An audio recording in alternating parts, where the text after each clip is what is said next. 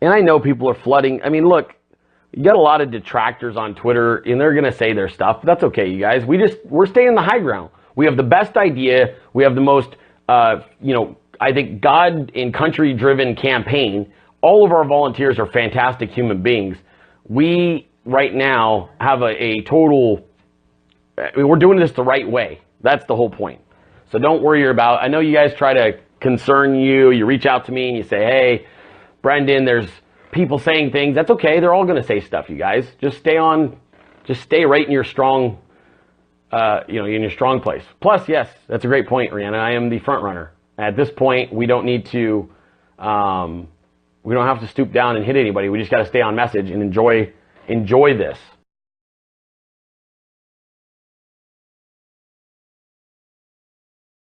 Hi, POTUS. Yeah, some people don't realize tomorrow is actually National Anal Sex Day. Thursday.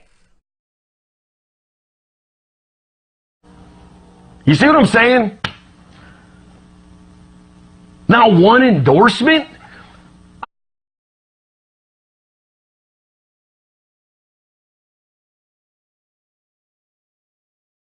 I've been losing my whole life. I don't know, Dick. I'm so proud of what we did. I don't give a damn about your bullshit vote count.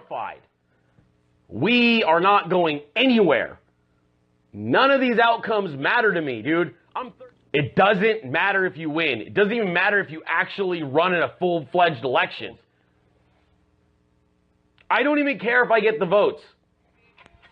So we got 1% last time. Now we'll just get 2%, you guys. That's our goal. 2%. We're going to make it modest goals. 2% of the vote. We'll raise like $200,000 and we'll get 2% of the vote. That's the goal. Who cares? It doesn't matter. We're going to be the most obnoxious 2% vote in the history of mankind. Do I need money? Of course I need money. No. I need some clients. I'm serious. If anybody needs any help, hit me up. I need some coaching clients. The roster's low. Hit me up. Brendan's got to make sure he's got a vehicle to drive so he can run this damn thing. I have a problem with me telling you that the president is fully aware of who I am. You know, in the old days, we had mental institutions. You had a lot of them. And you could nab somebody like this because, they did. They knew something was off. Before I ever ran for this, by the way.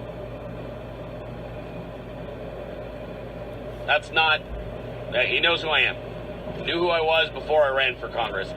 How do you think I started getting information, you guys?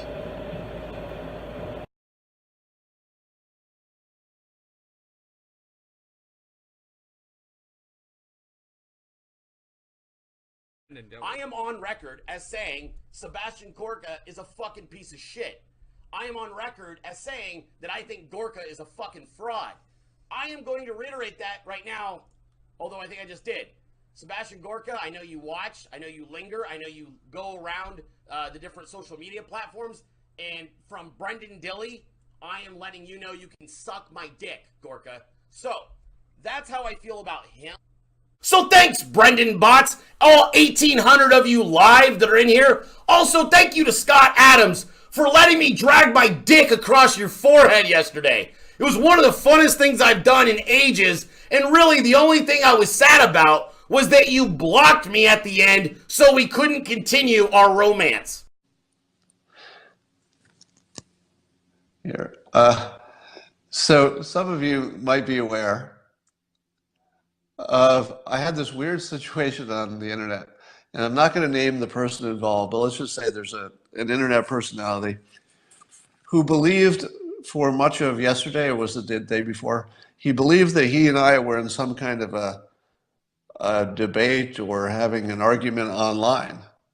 And because he believed it was happening, it wasn't happening, but since he believed it was, then people poured on to tell me that he had destroyed me and what was it? He flattened me in the comments, to which I said, I'm in a conversation with him. I didn't even know we were talking about anything.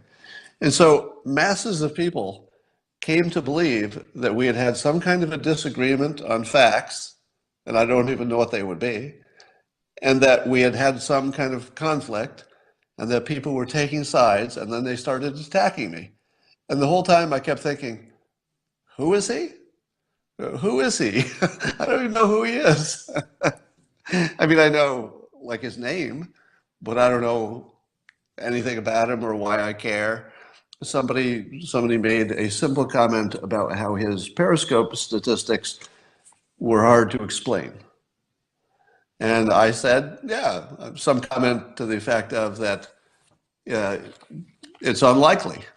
And here's what was unlikely. It was that I've got 80,000 followers on Periscope, and I get about 20,000 people watching each Periscope. So 80,000 people to get about 20,000 people who watch each Periscope. This other person would get about 5,000 viewers and still get 20,000 watchers. To which I said, it looks unlikely. Now, I don't know what the explanation is that. And it could be that there's a perfectly simple explanation.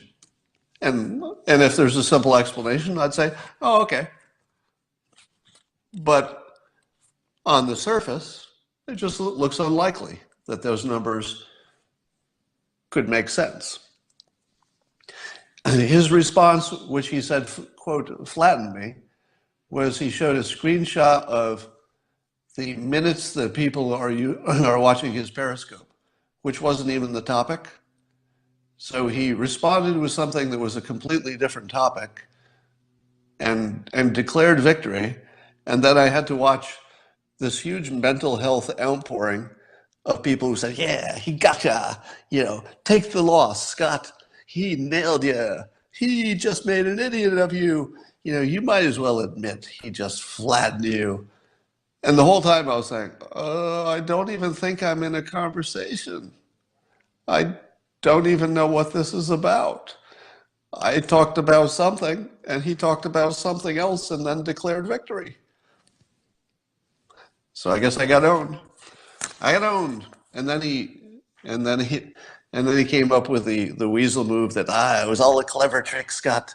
Don't you know that the real trick was to get your followers over there, and then they would follow me, and I picked up followers. To which I thought, well, good for you. I don't care. Good for him if he picked up some followers.